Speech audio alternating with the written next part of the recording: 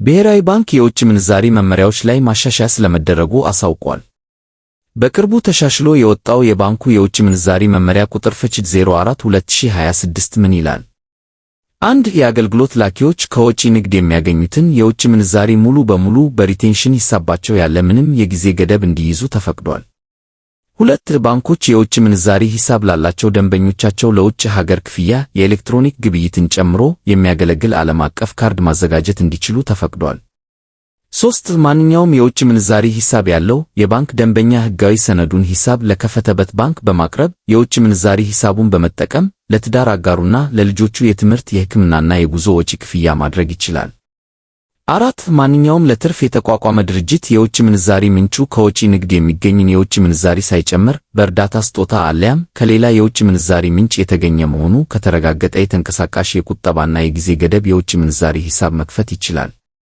5. ኢትዮጵያውያን እና ትውልደ ኢትዮጵያውያን ቀደም ሲል የውጭ ምንዛሪ የቁጠባ ሂሳብ ለመክፈት ይጠየቁት የነበረው አነስተኛ $100 እንዲቀር ተደርጓል። 6. ድርጅቶች የመዋለ ነዋያቸውን ሁኔታ በኢትዮጵያ ብሔራዊ ባንክ እያስመረመሩ ከሀገር ውጭ በሌላ ሀገር መዋለ ነዋያቸውን ፈሰስ ማድረግ እንዲችሉ ተፈቅዷል። 7. ማንኛውም ኢትዮጵያ ውስጥ ነዋሪ የሆነ ግለሰብ ወደ ሀገር ይዞት የተመለሰውን የትኛውንም ያህል መጠን ያለው የውጭ ምንዛሪ ያለ ጉምሩክ ሰነድ በባንኮችና ሕጋዊ የውጭ ምንዛሪ ግብይት ቢሮዎች በኩል ወደ ብር መመንዘር አለያም ወደ የውጭ ምንዛሪ ሂሳብ በማስገባት ተቀማጭ ማድረግ ይችላል። 8. ኢትዮጵያውያን ሕጋዊ ሰነድ ለባንኮች በማቅረብ መጠኑ ከ3.00 የአሜሪካ ዶላር ያልበለጠ የውጭ ምንዛሪ ከሀገር ውጭ ለሚኖሩ ዘመዶቻቸው እገዛ እንዲውል ከሀገር ወደ ውጭ ማስተላለፍ የሚችሉበት ሥርዓት ተፈቅዷል። 9. ባንኮች የፎርዋርድ የውጭ ምንዛሪ ግብይት ያለ ኢትዮጵያ ብሔራዊ ባንክ ማረጋገጫ ማካሄድ እንዲችሉ ተፈቅዷል።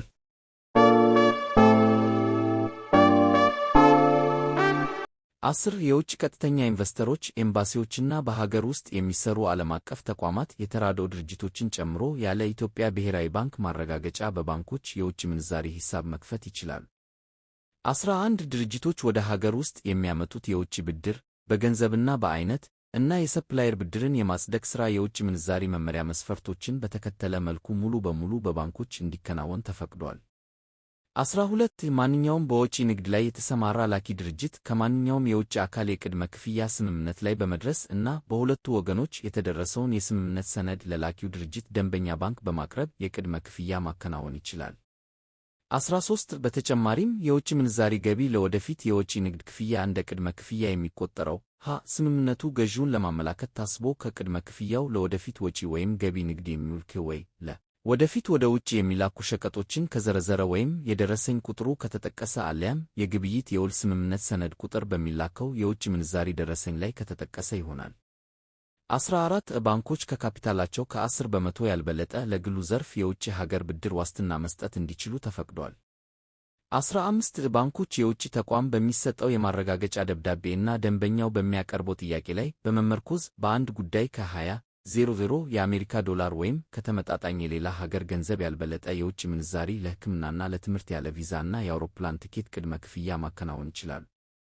16. ያለምንም የኢትዮጵያ ብሔራዊ ባንክ ማረጋገጫ የውጭ ኢንቨስተሮች በኢትዮጵያ ብሔራዊ ባንክ የውጭ ምንዛሪ መመሪያ መሰረት አስፈላጊውን ሰነድ ለባንካቸው በማቅረብ እንዲሁም ባንኮች በመመሪያው መሰረት የቀረበው ሰነድ መሟላቱን በማረጋገጥ በትርፍ ክፍል መልክ ያገኙትን የውጭ ምንዛሪ ከሀገር ማስወጣት እንዲችሉ ተፈቅዷል።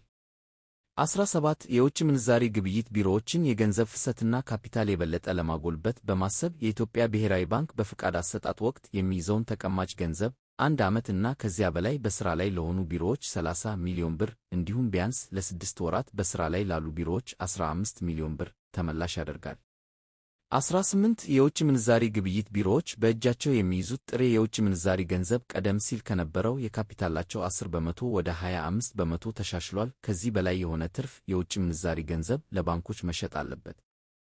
19. ሁሉም የውጭ ምንዛሪ ቢሮዎች አስፈላጊውን ሰነድ በመጠየቅ ለቪዛ፣ ለፓስፖርትና ለፍቃድ እድሳት ጥሬ የውጭ ምንዛሪ ሽያጭ እንዲያከናውኑ ተፈቅዷል።